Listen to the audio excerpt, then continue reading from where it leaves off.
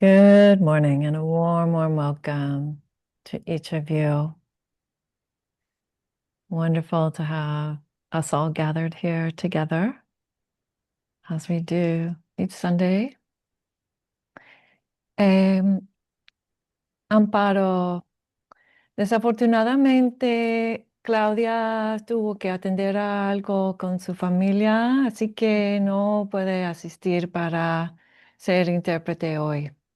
Así que desafortunadamente no va a haber interpretación simultánea, pero sí es una reunión importante porque estamos platicando acerca de qué es lo que sucedió en el 25 y qué viene en el 26. Entonces le voy a pedir que haga una traducción después, ¿ok? Y te dejamos saber cuando esté lista esa traducción. Ok, muy bien. So just to say in English for everyone that there is not Spanish interpretation today. Claudia had to attend to a family matter, so we will ask her to please do a translation later on and make that available to the Spanish speaking folks. So here we are on Sunday, January 18th, 2026, and today is a little bit different than our usual Sunday morning. So this is not going to be the Sunday Sounds of Dhamma program. This is what we're calling the State of the Sangha. And it's the first time we're actually doing something like this. And it is a general review of last year. So in the past, I would do a year-end review in writing. And this time we decided to do it a little differently as a meeting. And we'll do a little bit of review of what was offered in terms of Dhamma last year at Dassanaya, and then go forward to some thoughts and plans for 2026. So we'll begin with about 10 minutes of guided meditation just to kind of settle in. And then Kaili and Dana's going to do some introductions, Dana Elliott, and then Kaili, Mang Jeyarajah is going to join me to present some slides. So the key thing I want to say about that is maybe you didn't know that that was going to be happening today. And for some folks, they're not into that. There's not going to be a Dharma talk. So if for whatever reason you don't want to stay and just have a chat about the state of the Sangha, that's really okay.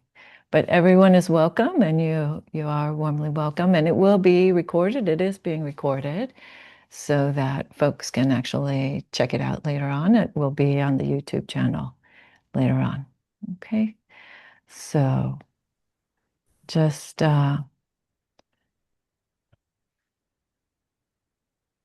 yeah, making sure that everyone knows that you're welcome and it's really okay if that's not your gig.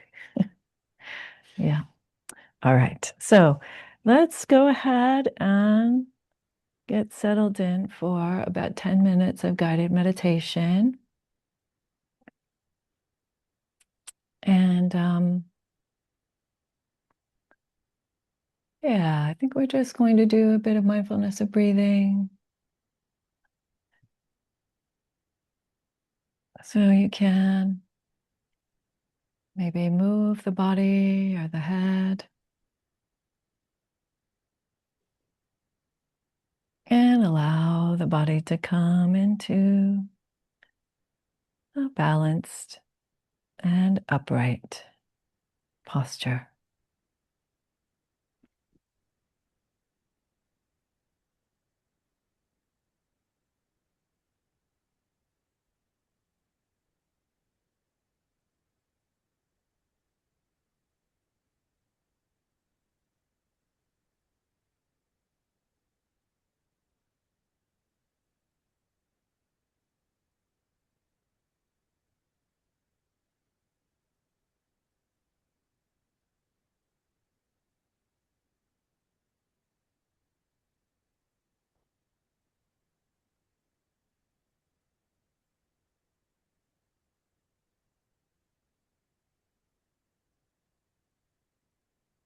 And releasing the belly.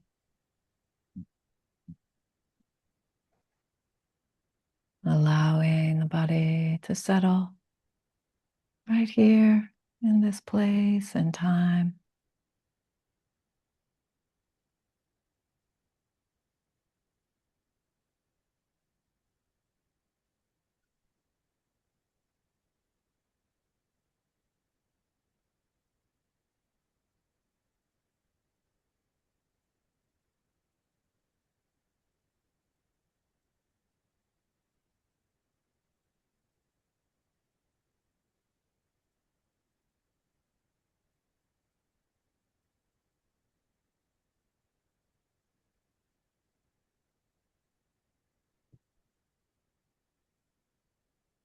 And moving the attention up the torso.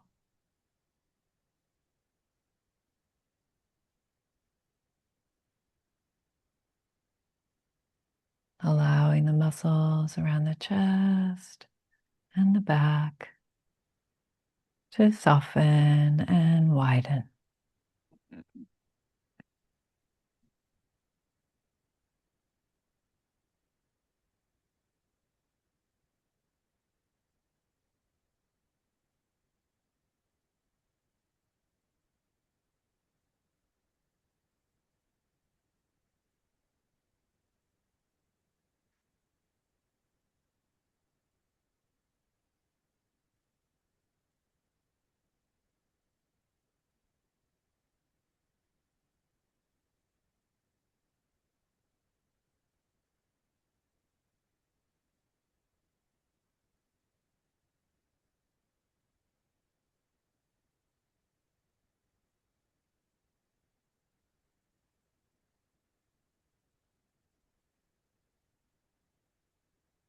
And allowing the head to also come into alignment.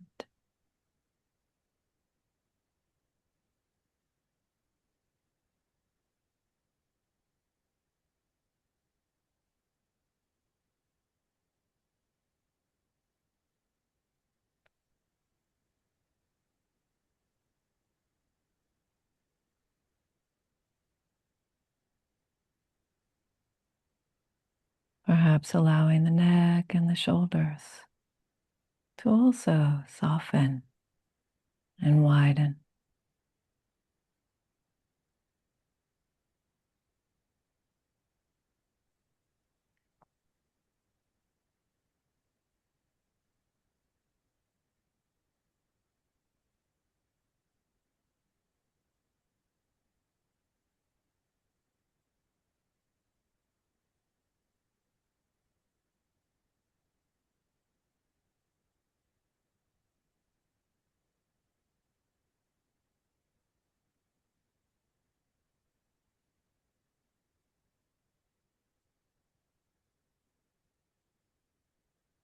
And softening the eyes.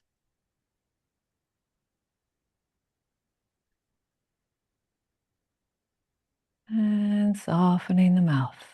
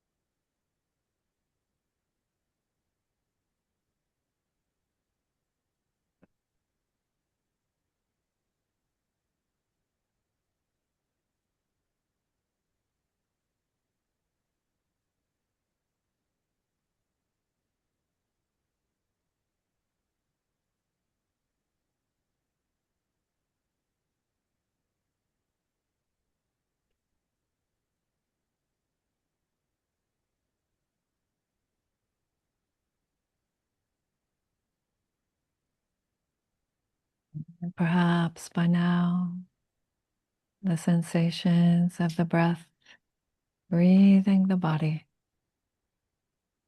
have started to come into awareness. And you can just rest your attention on the sensations wherever you find them.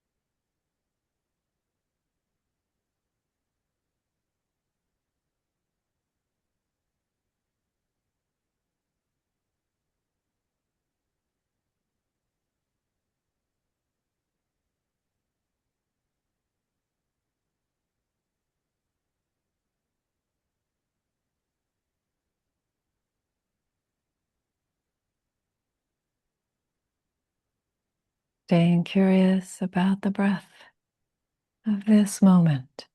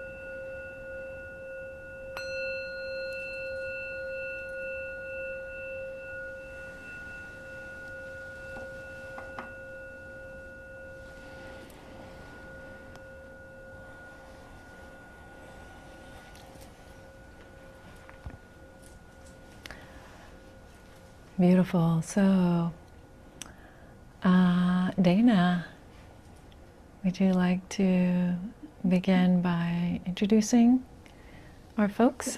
Yes. Good morning. I'm Dana, DBC Board President, and I'd like to introduce Kaili, Mang, Jeyarajah, DBC's Community Liaison and Board Member, and in addition, introduce Venerable Dhammadīpā, our guiding teacher. Thank you so much, Dana. Yes, so just to also mention, the other two board members are also here on our meeting together with us. So that would be Jen Cho and Jennifer Cho. She's there as Jen on her little square, her Zoom square. And Joso Olivia Haas there in Hamburg, Germany. So much gratitude to the entire board who are here to support this gathering today and to be a part of this first time ever State of the Sangha. Kaili is also on the board. I'm not sure Dana mentioned that. She's community liaison and board member. So great. Kaili, over to you. Thank you. And I'm wondering, Susan, if you might mute your microphone because there's an echo going. There we go. Is that better?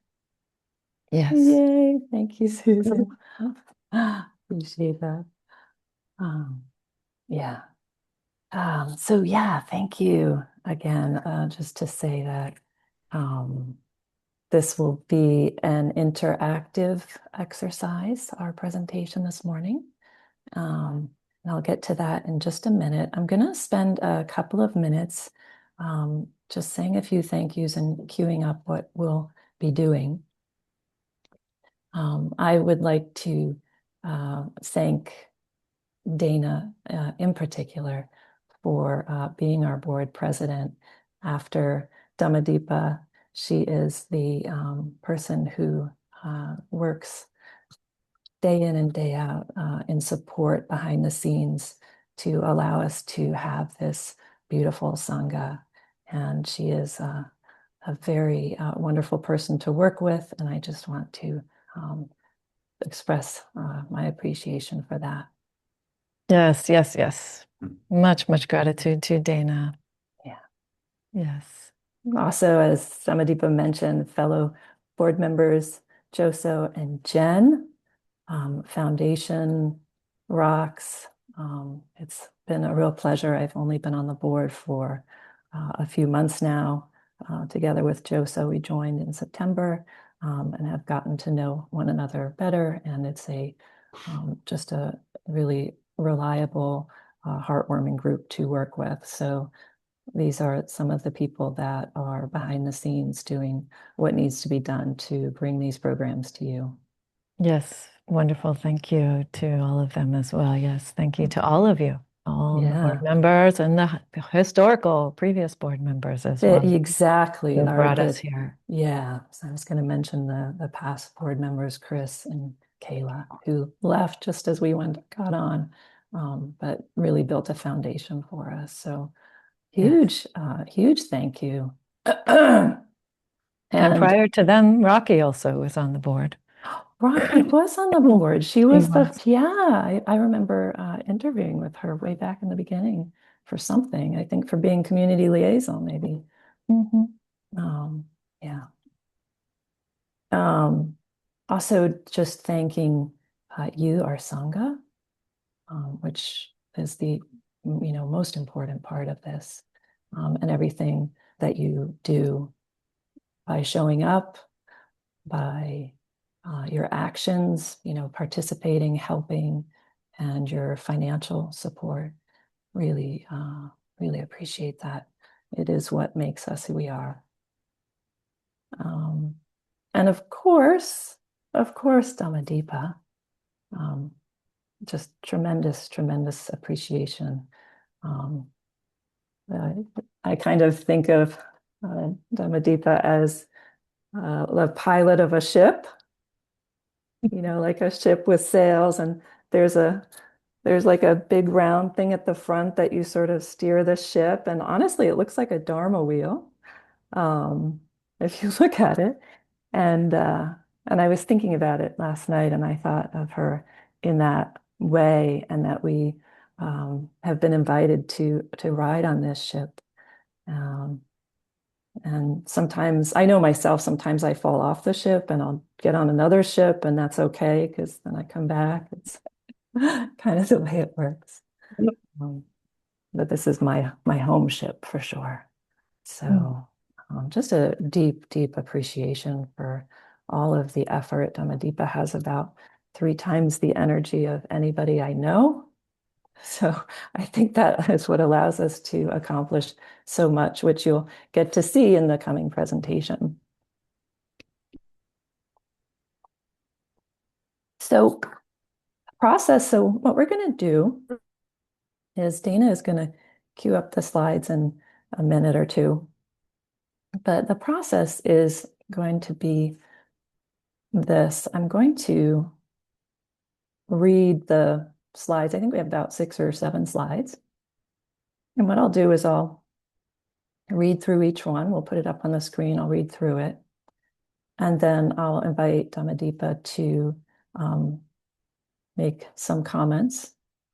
And she'll surely have thoughts and additions to each one.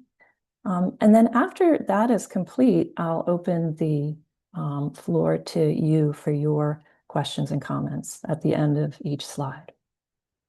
And so if something on that slide, brings a question into your mind, or there's a comment that you feel needs to be heard by the rest of the Sangha, then that's your opportunity to speak. And you can raise your hand, your digital hand or your regular hand. And we'll repeat that with each slide. And then when that is complete, if the time permits, we'll offer one more session at the end for comments and questions, in case something has come up in the course of that you hadn't thought of before. And our goal is to end around 10:30, and maybe we'll end early, maybe we'll go over, in which case maybe I can ask permission if we can extend by 5 or 10 minutes. Yeah. Okay. Great. And before we get going, one last thing I'll just mention is something that Thich Nhat Hanh said to his monks and nuns, I think, that if you're in a group setting and there's a question that comes into your mind, and you're thinking, you know, I probably won't ask that. It's probably not an important question. The generous thing to do is actually ask the question, because there's probably at least one other person who has the exact same question who maybe is too shy to ask it. So if you have that, in you to do that, it's actually an act of kindness and generosity and care for your fellow Sangha members. So I'll just offer that. And then we'll conclude with a blessing by Dhammadīpā. So any questions before we get started? Kind of clear. Okay. Well, with no further ado, let's get these slides up. And Dana, maybe I could ask you just to explain briefly what this is. If that's not if that's okay. Like, this is our Dhammadīpā explained it before, but this is our strategic plan, or this is our review of maybe there's a way that you want to describe that.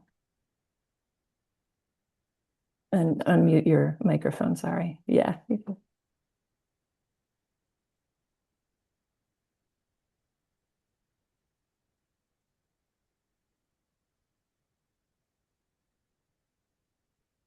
There we go. Thank you for that.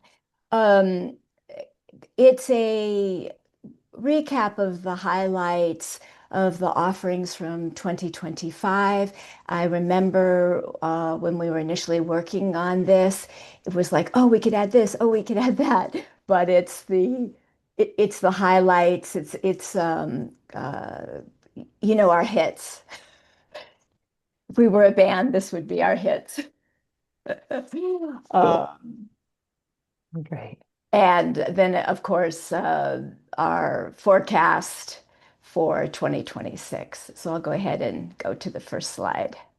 Great. Thank you. Actually, can you go back to the first slide for 1 second? Sure. I just want to just enjoy the emptiness of this slide.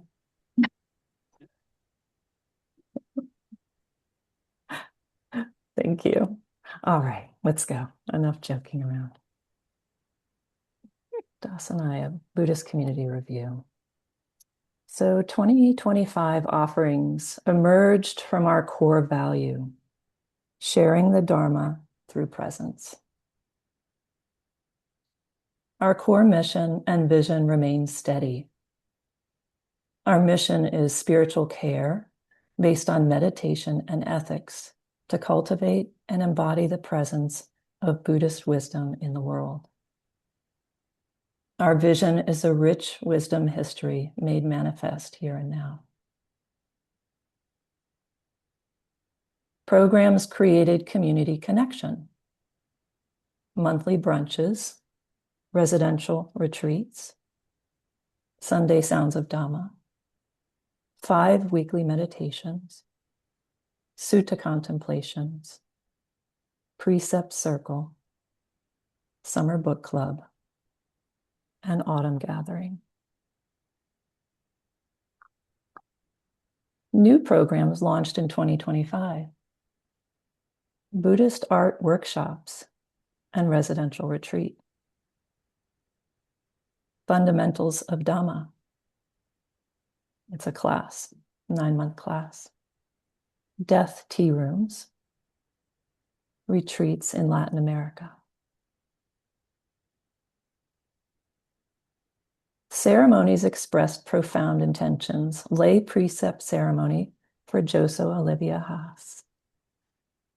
Priest ordination, Kodo Jesse Peters.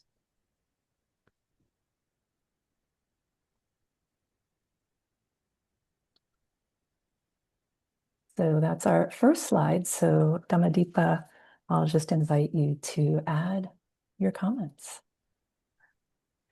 Yes, Thank you, Kaili, and again, much gratitude to everyone. So the reason why the core mission and vision are here on the slide is because I think probably most people have never seen them. They're kind of hidden on the community page. We are recording Hamsa. They're hidden on the community page down below, where there's some description of Dassanaya, what the name of our community means, and then there's also the bios of the board members there, and this mission and vision are present there. So that remains steady. It has been our mission and vision for quite a while, although we did do a little, you could say, fine-tuning of the language in late 2024 or early 2025. The program. So these are, whenever I see this list, I think, wow, we are really offering so many doors to folks, right? Different people come in through different doors. So the brunches were created as a way to have people have an opportunity for informal getting together. The residential retreats are a much more formal, traditional way of practice, and people find those to be, really profoundly stepping out of some of their day-to-day. The Sunday Sounds, with most of you, many of you are attending either online or in person, is the primary program that I teach each week. The 5 weekly meditations. So this came into being in part because of doing some training for priest ordination in preparation for Kodos priest ordination. So we have 3 silent in-person only sits. Wednesday, Thursday, Friday mornings is the days this time of right now. And that happens and is followed immediately by a brief chanting ceremony and a little bit of training and ritual. And then we have Rocky doing her beautiful metta, loving kindness meditations and compassion meditations on Thursday mornings. I just want to highlight that the time of that has recently changed, and it didn't get highlighted in the newsletters, which was my bad. It's 9:30, starts at 9:30 Eastern now on Thursdays, 45 minutes. And then the Wednesday morning. So Wednesday mornings was originally, so I was doing this whole program at the beginning. And when that was originally set up, it was mindfulness of body on Wednesdays, metta on Thursdays. And so I am keeping it like that we are primarily focused on the body on the Wednesday morning meditations. That's 8 a.m. Eastern. And that is becoming, it's going to be done in a sort of rotation fashion. It's going to become a kind of opportunity for teachers in training. Stephen did that for some period of time. And I'm doing it right now, and we'll see how that shifts over the rest of 2026. So sutta contemplation, always a good one. It's not a study, it's a contemplation. It's a more informal, how does the sutta land for us? Thursday nights. Precept circle is by invitation only. That's a small group of people who have either taken the 16 Bodhisattva precepts of Zen or are in the study and preparation to take them. And we study particular texts around that. And that happens twice a month. Summer Book Club, that has been going on since the beginning, since actually even before Dassanaya. Summer Book Club is a lot of fun. It's, again, fairly informal. I don't do a lot of presentation there. It's more of a conversation format. And the Autumn Gathering, which is our big, once a year, sort of traditional mutual appreciation day. That's really what Autumn Gathering is about.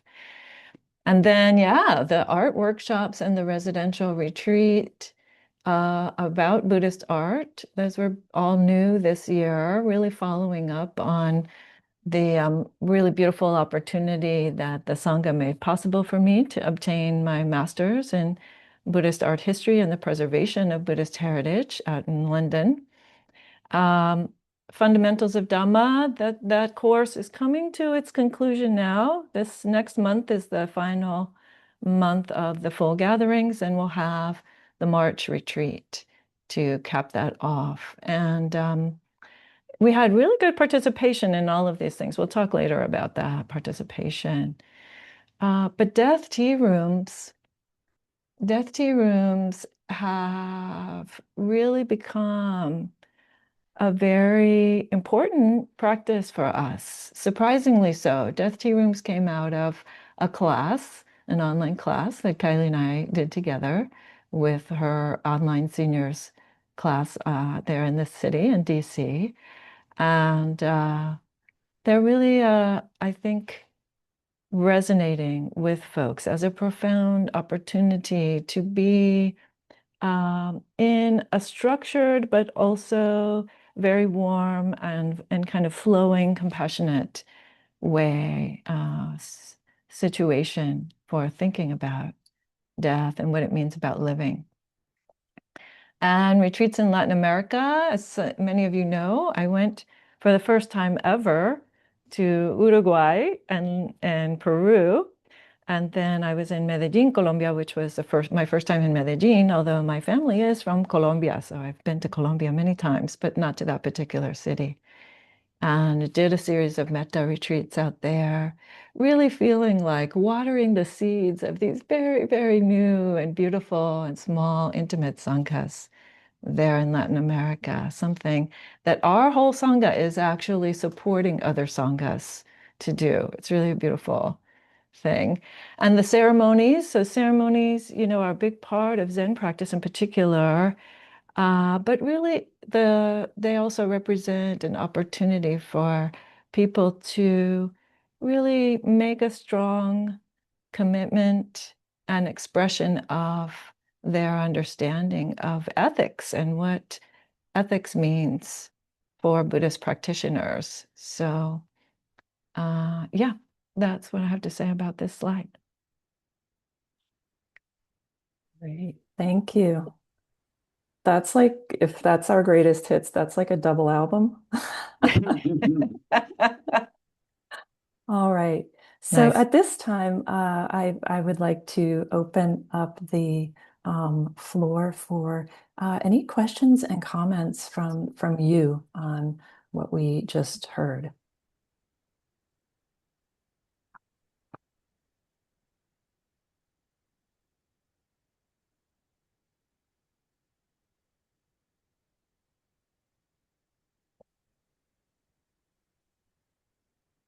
Okay. Yeah, go ahead, Stig. Okay. There we go.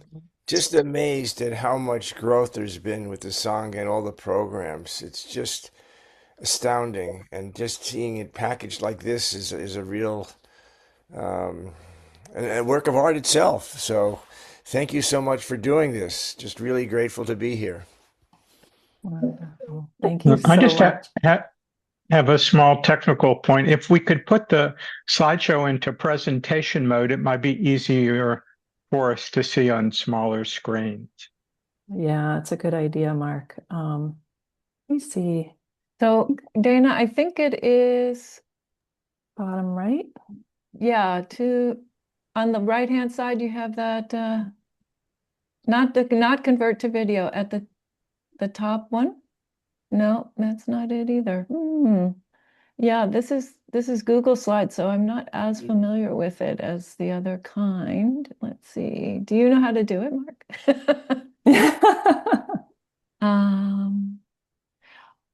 Oh, Slideshow. Oh, there you go. Maybe that's it right there. there's a little arrow. Okay. Yay, wonderful. Excellent.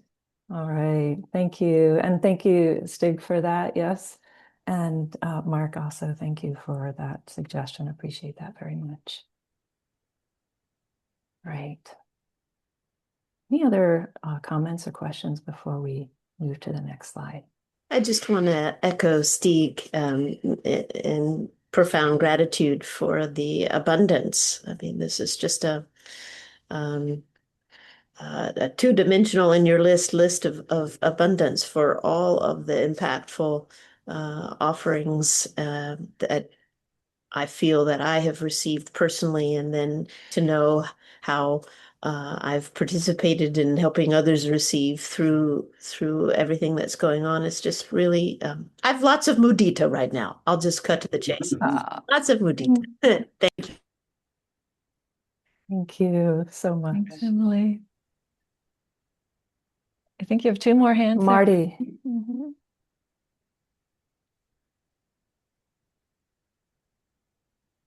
Hi, Sangha. Yeah, thank you so much for this. It's so beautiful to see this. And what's really striking to me is not just the quantity, but really, just the quality and the fact that it touches on so many areas. I mean, I wasn't able to participate in the Buddhist art workshops, but so appreciated that and what Dhammadīpā brings with her beautiful watercolors and all of that aspect of our practice for many of us. And I've, really enjoyed being in the fundamentals of Dharma class. And the death tea rooms, again, haven't been able to participate, but love the fact that such a responsive offering because, they've really kind of taken off across the country. Back in Portland when I was there, they were so popular. And then just reaching out to our Sangha in Latin America. So it's just so carefully curated. But it's organic. So I don't, mean to make it sound like it's just, carefully curated, but it is. There's just truly something for everyone. And I'm so grateful. Thank you. Thank you, Marty, so much. Thank you. Hamsa. Yes, I second that. Everybody with your feedback. I'll cut to the chase. I'm just blown away by all of the offerings. Totally blown away. We relocated here from Minneapolis, and Minneapolis, as we all know, is in the news, with a very active and continuing to be very active Sangha Common Ground Meditation Center. And I did that 2.5 years ago. And my story is, I thought, I'm never going to find anything like Common Ground. Well, when we arrived, Dhammadīpā had already disappeared to London. And then she comes back with all of these riches. And I'm filled to the brim with mudita, with gratitude. So happy that we're all here together. Thank you. Thank you so much, Hamsa. Appreciate that so much. Lisa. Hi. I just want to say this is a wonderful community. I've been here for like maybe 10, 11 months. And I want to just say thank you all truly for making me feel at home. It is my second home. And thank you so much. Appreciate it. Thank you, Lisa. Thank you.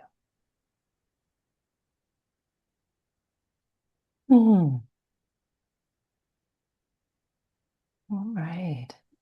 Any other last comments before we move on? Yeah, there's a hand. It is JG. Oh, hi. Julia. This is Julia. Julia. Hi. Hi, I don't know how Julia. JG got put there, but somehow. Okay. I would like to ditto everything that has been said before. But I would also like to especially express my thanks for the online. The fact that so much is online. It's hard to find something that feels so right, which I think is what others have expressed in different ways. But to have it online, I'm in the Atlanta area, so clearly the online is very useful for me. And I found almost everything that's been offered has been very, very useful, very well done. And well, thank you for everyone who puts in effort, so much effort to make this happen. Yes. Thank you, Julia. So appreciate that. All of these comments are just so heartwarming. Really, really appreciate it. And I'm also torn because I feel like we need to move on to the next slide, and yet it's so supportive to hear the appreciation. So there will be time. Yeah, Let's move on to the next slide. So this is unique highlights from 2025. So I will just read these and so the first is the pilgrimage to India and Nepal. In February, Dhammadīpā traveled to the 4 key pilgrimage sites in India and Nepal, walking this path with you for the benefit of all beings. This trip has strengthened relationships in the community and around the world, deepened Dassanaya's spiritual expression, and clarified our connection to the roots of the Dhamma. Fundamentals of Dhamma class. The Fundamentals of Dhamma is a new 10-month course exploring ways to embody the Dhamma and relate it to personal experience. It brings new and longtime Sangha members together and offers space for folks to get to know each other and exchange ideas. Folks feel stronger ties to the community and regularly return for other teachings and gatherings. It's the first time we've had a long course offering. Registration was strong.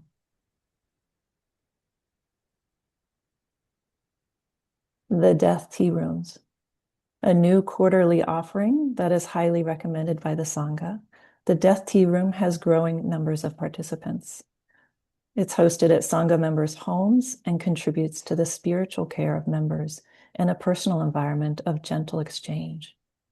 Frequently, it reaches full registration, with numbers well beyond the seating capacity of the vihara. It has also spun off a bereavement group for physicians. Yeah, at this point, it always exceeds registration. So Dhammadīpā, I'll pass it to you. Yeah, so just to touch on these 3, the pilgrimage, so again, made possible by the Sangha and my family.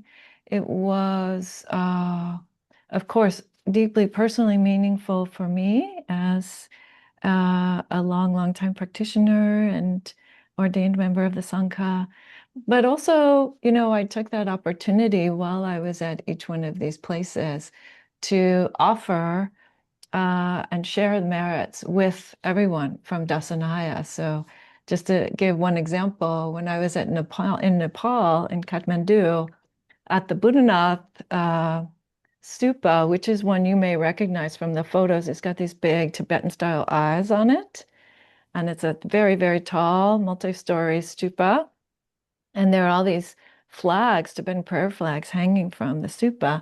And I found out that it was possible to actually purchase a set of flags and write your offerings on the flags and have the flags flown on the stupa so that they also partake of the prayers of the monks who are responsible for that place.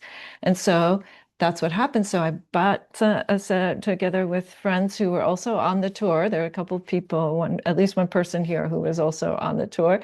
And we bought a set of flags for Dassanaya and got a pen out and started writing people's names, all the Dassanaya folks, all, various folks who had requested certain folks be prayed for or blessed on the tour, on the trip.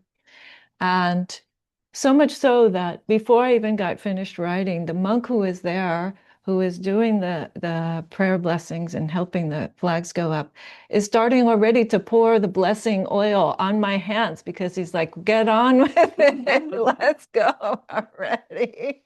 And I'm, writing.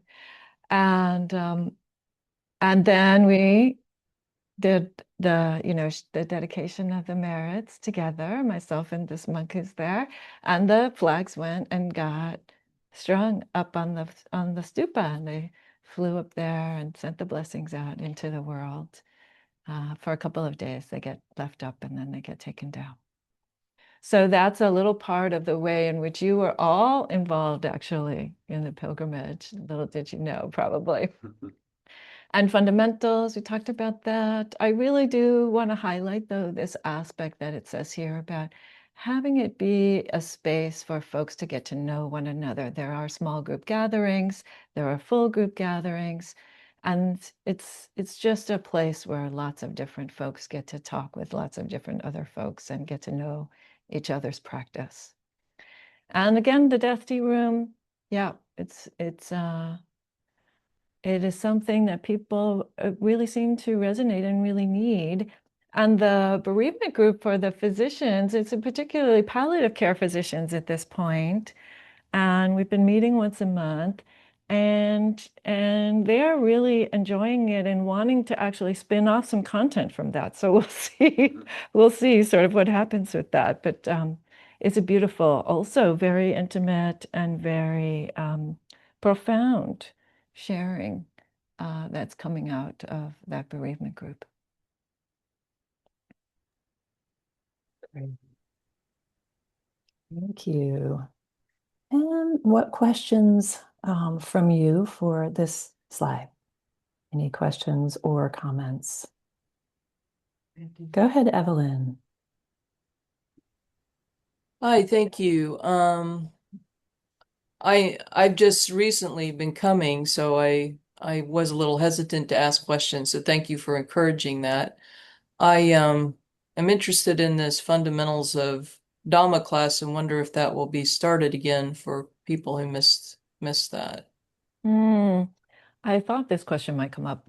So I want to say, perhaps actually the long courses, there aren't going to be any long courses during the 2025 period of time. I think I'm going to return, or rather during 2026, I'm going to return to doing some shorter classes.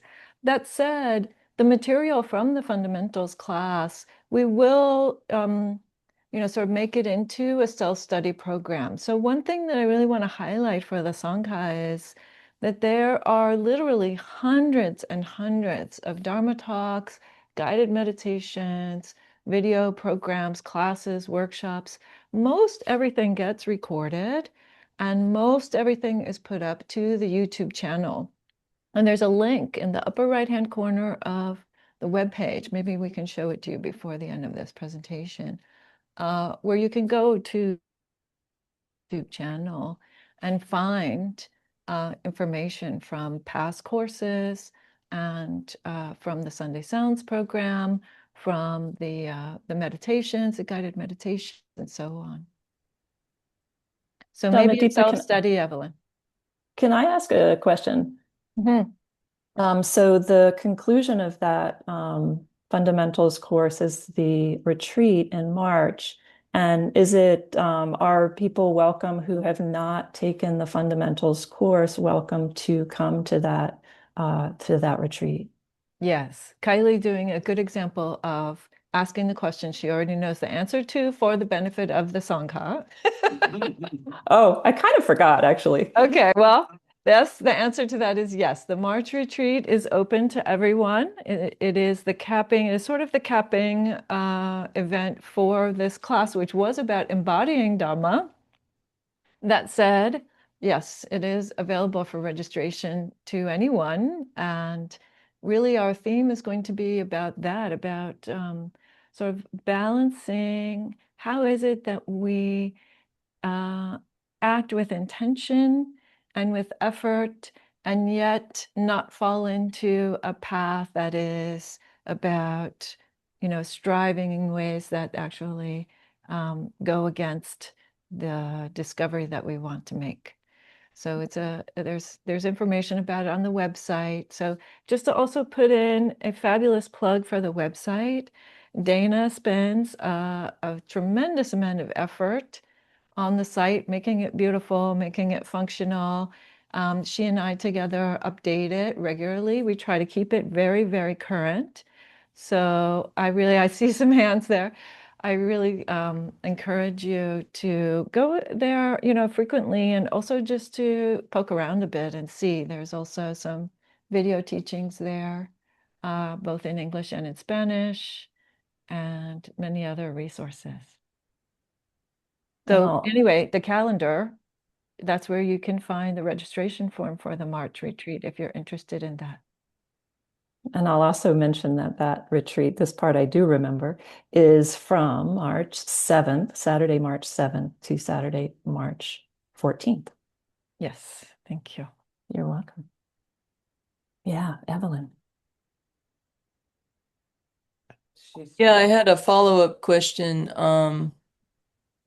In the description of the 10-month course, it mentioned it's an opportunity to build stronger ties to the community and get to know each other.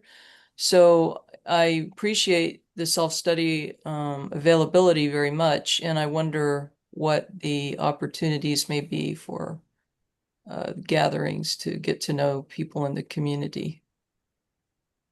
Yeah, so I would really encourage you to consider things like the Sutta contemplation class, for example. So Sutta contemplation is, again, it's a very more informal, more conversational kind of connecting, and folks really talk about how do these teachings land for them, or what kinds of questions do they struggle with, or, these are good opportunities to really get to know people. And as I said, we will be having classes. It's just that there won't be these very long ones. So we'll see. We're going to get to those slides about some ideas of what the future classes are for this year. Thank you. Thank you, Evelyn. I really hope that you get the opportunity, that we get the chance to practice more together. Thank you. Mm-hmm. All right. Wait, we do have one person here in the room, Kaili. Oh, right. I just, I don't know if this is the time to mention it, but speaking of the fundamentals class and the large and small group meetings, ever since Stephen left, our group hasn't had any meetings. I think we were supposed to be Kodo, but I never got any notice or anything of when that happens. Okay, well, Kodo is doing the small group meetings for that group. And yeah, I think it is, some of the small groups have had trouble communicating. I think that's one of the things that we could actually improve, Haya, is to tell you that keeping the small groups in touch with each other and sort of sorting out, who is it that really wants to participate in that thing, and who is it that's okay with just kind of like falling off. It's just, it's difficult. I think in the future, maybe when we have groups, like smaller groups within the larger group, I think we may have an option, more like an opt-in, right? Because I think for many folks, they're kind of like, I'm not that interested in that. But then the other folks feel like, well, I'm discouraged because those folks are not showing up. Yeah. So don't be discouraged. It's just that some folks have Thank opted you. out. And Koda will be in touch, I'm sure. Okay, great. Yeah. Thank you for that feedback. It's good to hear. It's good to know. And I'm sorry that happened. Yeah. Oh, all right. Any other last comments before we move on to the next slide?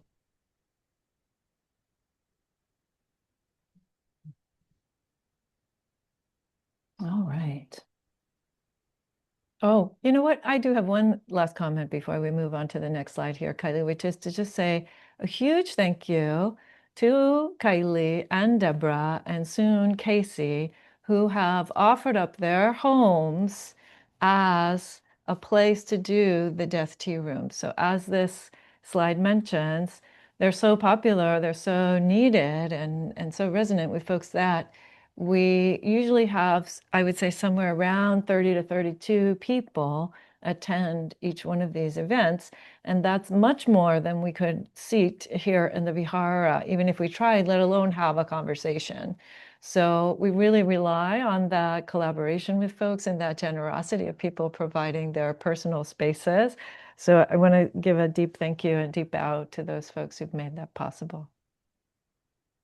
And I'll make a deep request for those of you in the coming months, like the seed, let that seed be planted in your mind. If you have a home that is big enough to host, maybe, a few more people than at the Vihara, to reach out to me and let me know.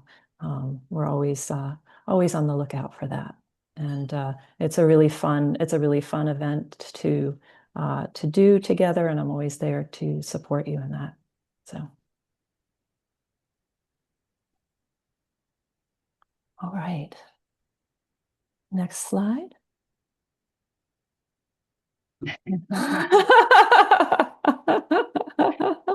Well, this one's an easy one. All right. Old and new, meet the Vihara residents. Dhammadīpā, aka Aya, Conan, Grandma, Roshi. And Nino, aka Bad Monk, Little Floof, Vihara greeter. And last but not least, Charlie, aka Big Floof Goofball and Buddy. Yes. So this is my favorite slide.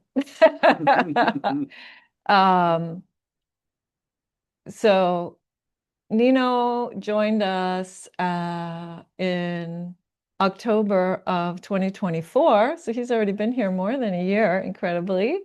He is absolutely dear one, our cat. Bad Monk is a joke because actually Kodo, before Kodo was and I were having a conversation, and he said, "Oh, were you a monk in a previous life?" And I immediately went to the karmic implications of that, which would mean that he would have had to be a bad monk to have a rebirth as an animal in the next life. So we joke around that when he does something feisty, that he's a bad monk. But he is literally the vihara greeter for anybody who's walked in the door here. Nino always is the one to come and say hello. And Charlie. So Charlie just joined us back in late August. He is a dear, dear friend, and he's really, really very much getting more and more comfortable being the Dharma dog, the Vihara dog. And I really hope that one day he will be able to obtain his therapy certification. So it's a long process. It involves various kinds of training with him and so on. But he's a very sweet and very relaxed dog most of the time. And that is, I think, made the vihara just a little bit warmer space, even warmer than it was before. So he's lying here on the floor next to me. And this is usually where he parks himself. He meditates with us. Mostly falls asleep during meditation, but that's okay. He's not the only one, right? All right. Thank you. I think this is everyone's favorite slide. Yes, go ahead, Stig. Well, I just want to say that the great teachers in our household are our dog and our cat and our tortoise. And there's a whole sequence of various synchronicities associated with them. So I would advocate maybe having some kind of a talk specifically related to interactions with animals, nature. And that could even become another kind of Sangha. I don't know. I think I would probably participate in that. But it's been an amazing journey to have these residents in our house, and we consider ourselves grandparents, Melanie and I, of our we're called that by our daughters. So it's quite a journey and a great teaching. Oh, Thank sweet. you. Thank Yeah. you, Stig. Deb. I would just echo that. In the Episcopal Church, there's a Saint Stephen the Saint Francis of Assisi, who was the patron saint of animals. And there's one day during the church year when you can bring your pets to get blessed in church. And so it would be really lovely if we could have our pets come, during nice weather or something in the autumn, outside perhaps. They could get to know each other and be part of the Sangha. So Yeah, I think great that's a idea. beautiful idea. Definitely. Yeah, thank you, At Blessing Debbie. Day. Great. All right. What other questions we've moved to the next one. Any other questions on the last slide or comments with the Vihara residents before we move on to some meatier topics? Although that's pretty meaty topic. All right. Yes. So Dassanaya Buddhist Community concludes 2025. The current state of our Sangha. Participation has increased with regular in-person and virtual attendance at Sunday Sounds, and classes up by 70 to 100%. We have outgrown the physical space of the vihara, which has necessitated greater collaboration with other Sanghas and with Dassanaya Sangha members. Outreach through social media has increased slightly. These channels enable the community to stay in daily contact. The email newsletter list has grown 7%, and the numbers of donors and volunteers has grown, with many individuals from around the world offering their support. Our intention for the future. We stand in the stream of transmission. Our effort is to offer the traditional Dharma to today's practitioners and to be a steady presence so that we can do the same well into the future. We are broadening the base of teachers and practice leaders in the coming years to enable more offerings and to ensure the continuity of the community.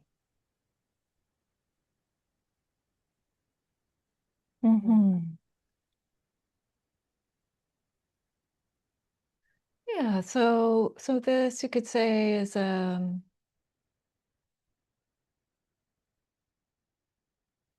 more kind of traditional secular way of thinking about what's happening in the Sangha in terms of growth and numbers and things of that nature, all of which, has to also be attended to. In order to have our opportunity to practice, we have to also practice with the things of the world and take care of those things. So, yeah, as I mentioned, I think it was at the autumn gathering, we are a relatively new Sangha, and we are about 4.5 years old at this point, and really doing beautifully in terms of really developing as a community, folks really coming into relationship with me, with each other, with the greater Sangha, Buddhist Sangha around the world.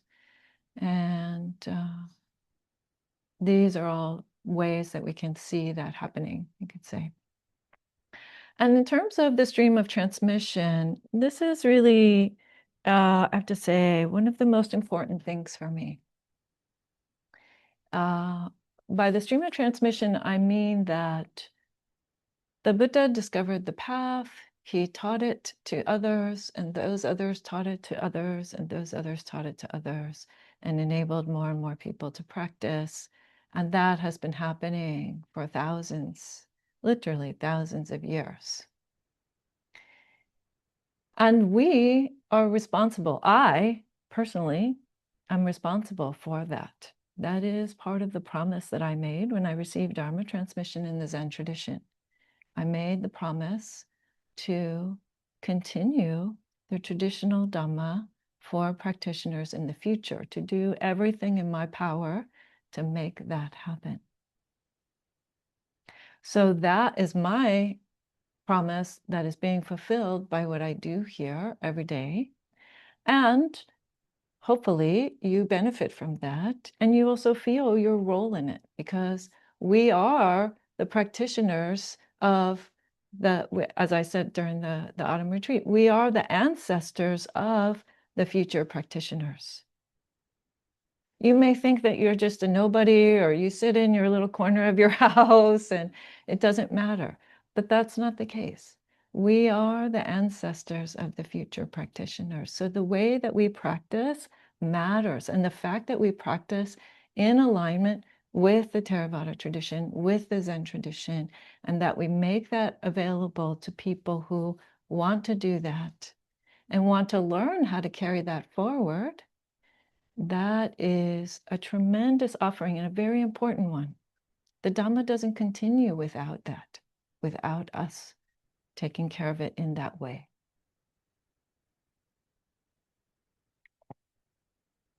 Yeah, I think that's everything I wanted to say about that slide. Thank you so much. I, as a former interior designer, and a very practical person, am very focused on the line that says we have outgrown the physical space of the vihara. And so I just would like to highlight that. It is a reality, and I suspect change is coming, and it's probably a task that's will take some time and effort, and financial resources. So that one just pops out at me. So, but the other one is obviously much more important. This would be the practical things. But with that, again, I'll just ask for your questions and comments now on this slide.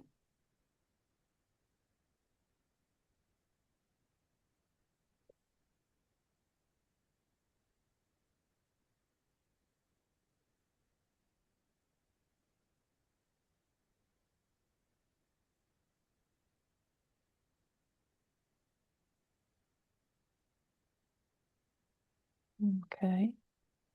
Last call, going once, going twice. All right, Debbie, go ahead. Sorry.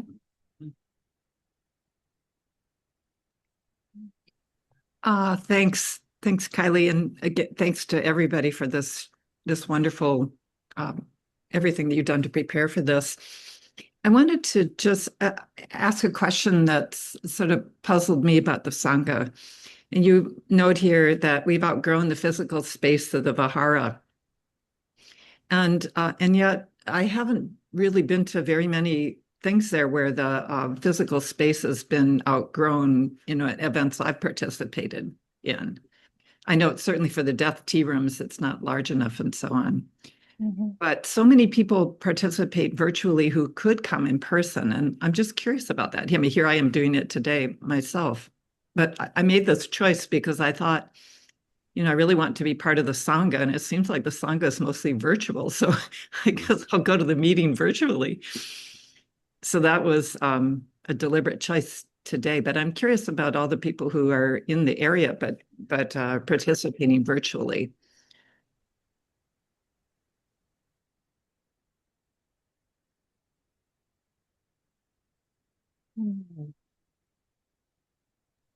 Dhammadīpā, do you have thoughts on that? I can't really speak to people's choices about when they come or they don't come. I mean, in terms of the space being fully utilized, it's not just a death tea room that we don't do here at the vihara, right? It's also all of the retreats. We had a day-long retreat here one time, and that convinced me that it's not possible to do here. There's no space to do walking meditation, even if you can sit 15 or 20 people in the main room. You don't have any place for them to practice walking meditation or to have a practice discussion with me in a private way. So there are many, many things that we simply don't do, or we don't do here because it's just not possible. Even when you think about how we handle the brunches, we have to move the furniture. We literally have to move all the furniture around, put a bunch of furniture away, move some furniture around, set everything up. We have a limit on the number of people who can come. And then we have to undo all of that and put all the furniture back away so that we can have the space ready for the meditation again the next day, or whatever is the next day that it's happening. So there are just many, many ways in which we are working around the physical space here. Yeah. Thank you. I was participating in moving a lot of that furniture, and I was participating in that day long. I was participating in some of the day longs, and it is too tight. It is not a comfortable place for that kind of a gathering, and it would be really just wonderful to have that capacity. Yeah. Thank you for the question, Debbie. It's great. Stig has his hand up. Yeah, Stig. Yeah, well, there is this Seven Oaks Retreat Center that IMCW is now owners of, and it's very close to our vihara here. So I would say that could be a space where a retreat could be done. And maybe it could also bring people from outside of the area, depending upon people's capacities. But I would love to see uh, a retreat there, maybe in this forthcoming year, or at least the next one.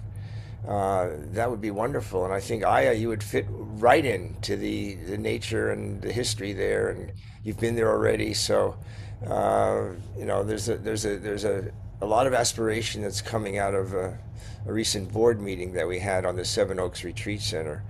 And I think the values and the principles, the sense of Sangha that's embodied here would have a wonderful translation and effect on participation at the Seven Oaks Retreat Center. Well, Thank that is you. actually on our next slide, but Yeah, Okay. that is. I didn't know Actually, about the good next lead slide. in there, Stick. Okay. actually, let me ask Dana, what number is this slide and how many more do we have? Because I'm just looking at our time. We have one more. So this is the second to the last slide. And I'm noticing it's 10:30. And so at this point, I would just like to ask if it would be okay if we continue to what time do you think, Dhammadīpā, would we need to finish the last bit? Well, usually the Sunday Sounds program goes until 10:45. So I think it's okay perfect. for us to go until 10:45. All right. So And, again, folks can judge their own timing as they need to. Great. Okay. Kaili, Mark had his hand up. Yep. Mark Thanks, Merlin. Janet. Sorry, I didn't really want to take extra time. I wanted to address Deborah's question about lack of attendance in person, and that just emphasized that not everybody has a car or wants to drive a car, and that adds more of an obstacle for in-person attendance, especially early morning. And I mean, it takes me a good hour and a half if I make my bus connection to get to the vihara, and that's a lot to ask for even on a Sunday morning. But also more generally, I mean, I try to be conscientious about my carbon footprint, and like the fact that that I can participate in this lovely community and not have to drive a four-wheeled vehicle around anywhere. So I appreciate all of the online offerings. And I would like to compliment Dassanaya on a specific thing. I don't know whose idea this was with the website, but I've tried to join a lot of communities online, a lot of Zen communities. And there's really generally a significant barrier to entry in terms of sending an email and asking permission. And one of the things that I love about the DBC website is you go on the landing page and you're just asked to join a meeting immediately, which I think was a brilliant idea. So thank you, whoever came up with that idea. Thank you, Mark. That's great. And also, yes, thank God for online. I live a half an hour away from the vihara, and I'm so grateful I can show up online. I'd love to be there in person every time, and I'm just so grateful for the online portion. May I also just add one thing in response to Mark's reflection? So, Mark, yes, very much appreciate your consciousness about your carbon footprint. And, I want to say that if and when the time comes to consider another physical space, that is something we're going to also try to incorporate, I think, into our criteria for what's the next best place for us is it accessible by public transportation, or how accessible can we be by public transportation? Because, I hope that people will do more and more of that as time goes along. So. And I myself would like to be using public transportation more than I do. Not that I am around, a lot, but yeah, this particular location has many benefits, but that's not one of them. Yeah. Yeah. Right. Any further questions on this slide or comments?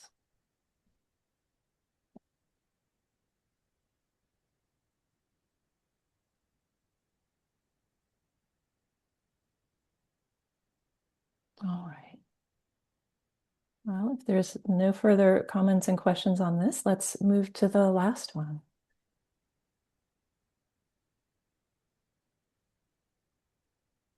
Oh, is it the last one? I could have been wrong about that. Dana, is it the last one? This one? Anyway, I will have a look. Please go ahead. No, it's the second to last. It's the second to last. Okay, my mistake. I apologize. All right. So Dassanaya Buddhist Community moves into 2026. Collaboration is one of our strengths.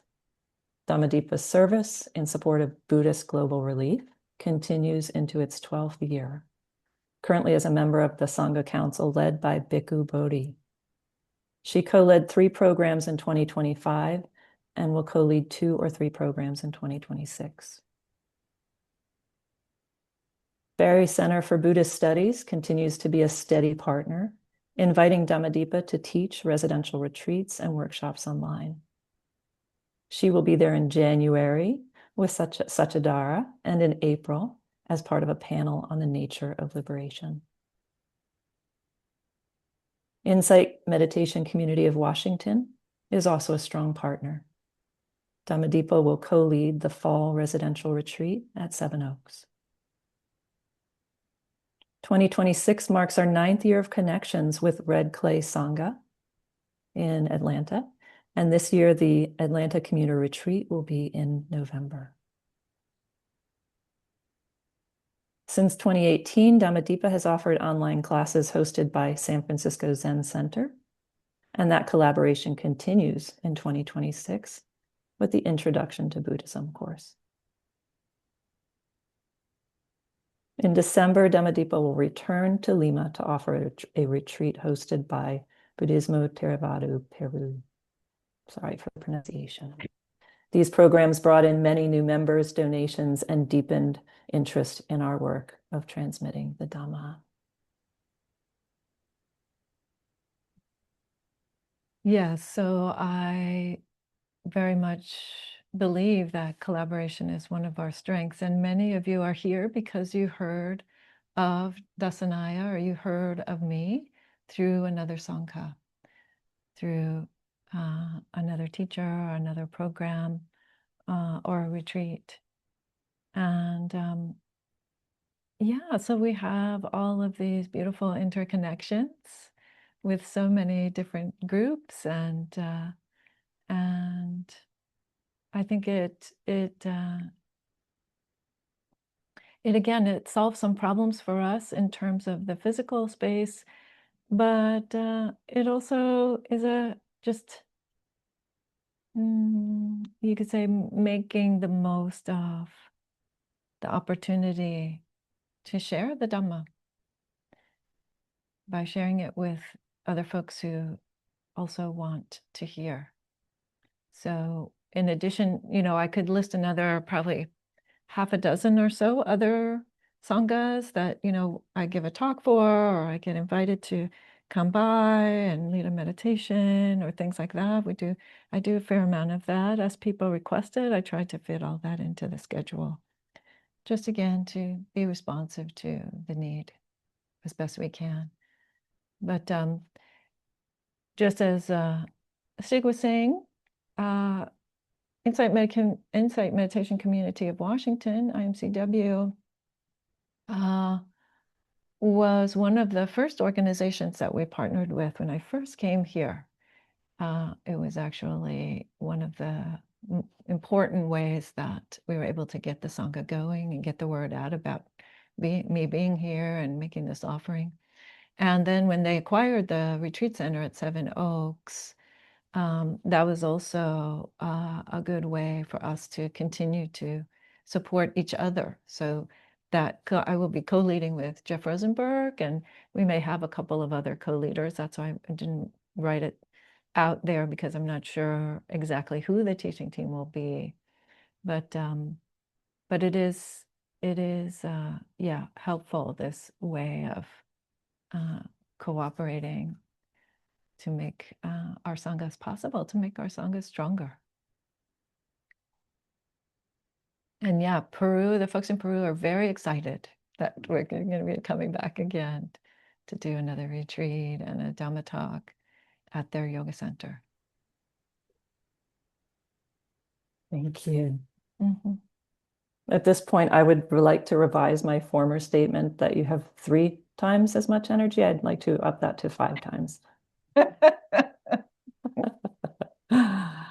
And then opening to questions and comments on this slide.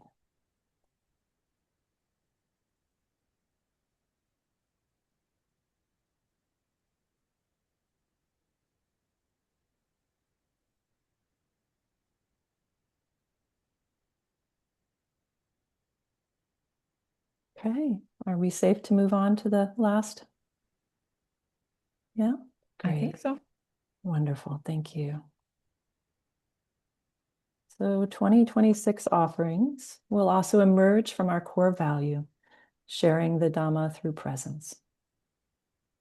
Regular programs will continue, with more of them led by teachers in training. Monthly brunches, residential retreats, Sunday sounds of Dhamma, 5 weekly meditations, sutta contemplation, precept circle, summer book club, autumn gathering, Buddhist art tours. New workshops and classes will be added in 2026. 3 new teacher training workshops. Zen priest training for Kodo Peters. Dying and living class. New class in Spanish with a topic to be determined. Exploring new offerings for women. Perhaps collaborating with local service providers, such as domestic abuse shelters. And there will be a lay precept ceremony in spring and perhaps one in the fall. Richard Schoenberg and Derek Dye are completing their sewing and study. 4 other students are currently studying and preparing to begin sewing.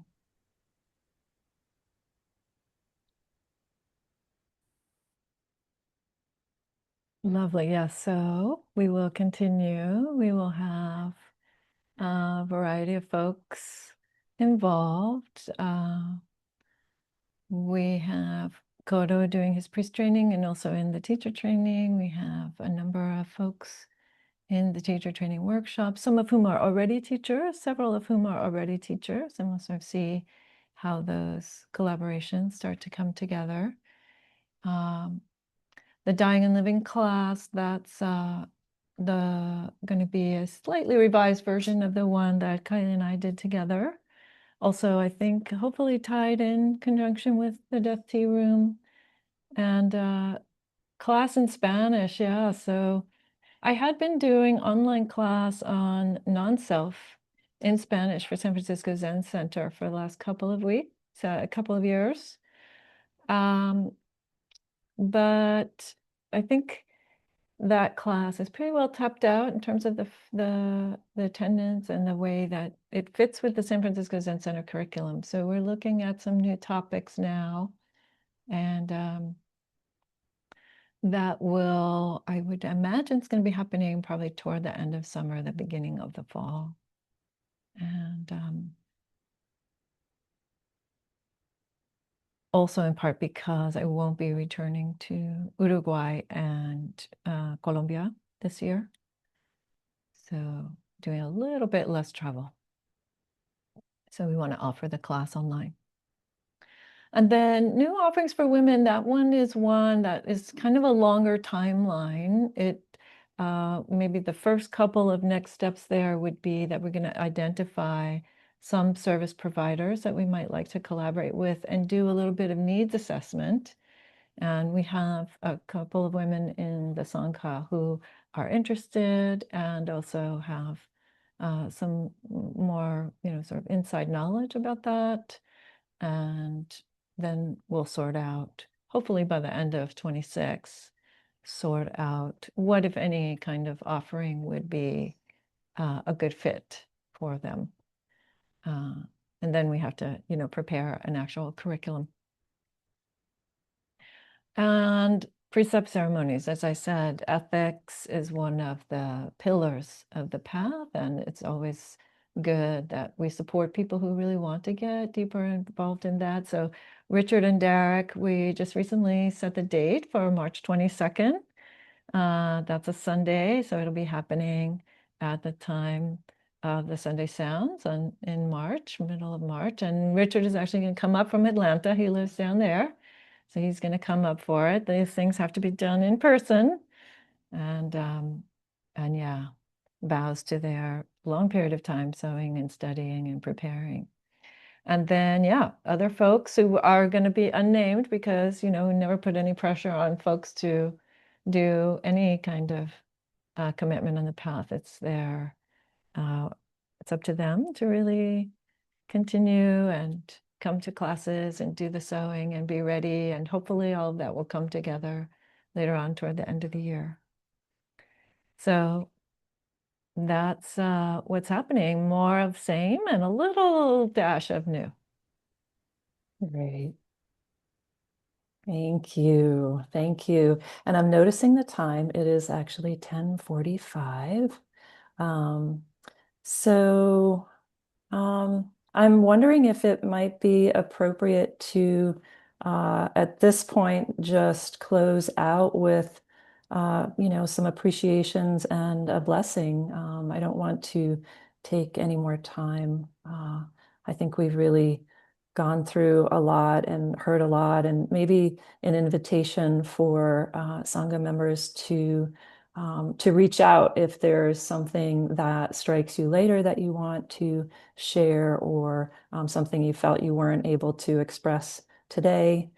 Reach out via email or something like that. But I feel like we've had a really good meeting here and shared a lot and heard a lot from people. So does that sound complete? Yes, that sounds good to me, Kaili. All right. I'll just very quickly thank the people who put this together, and the efforts of all the people that have come before today, January 18th. And that's a very long list, so we're not going to do that, but just acknowledging that and really appreciating your presence here right now. All of you who are here, who might not be in attendance right now, but who really make Dassanaya the beautiful community that it is, under the guidance of our teacher, Dhammadīpā. So just a huge thank you, huge, huge appreciation.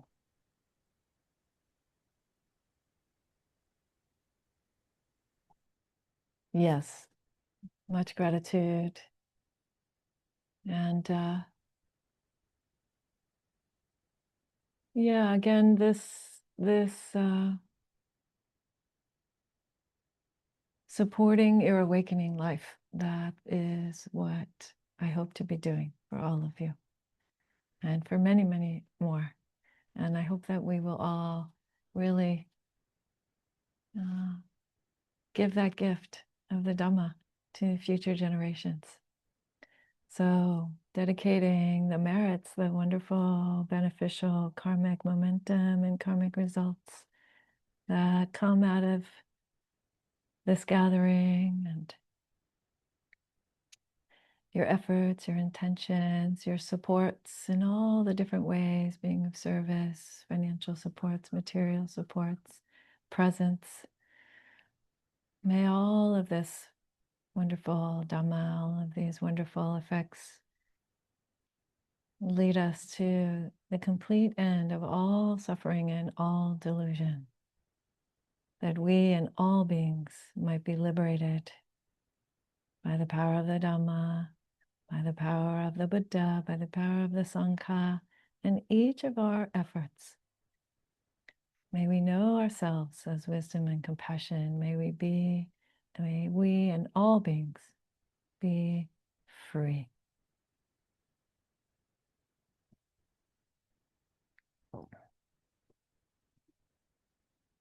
All right, everyone. So good to see you. Thanks for coming out. Catnip in the bedroom. He's liking that bag.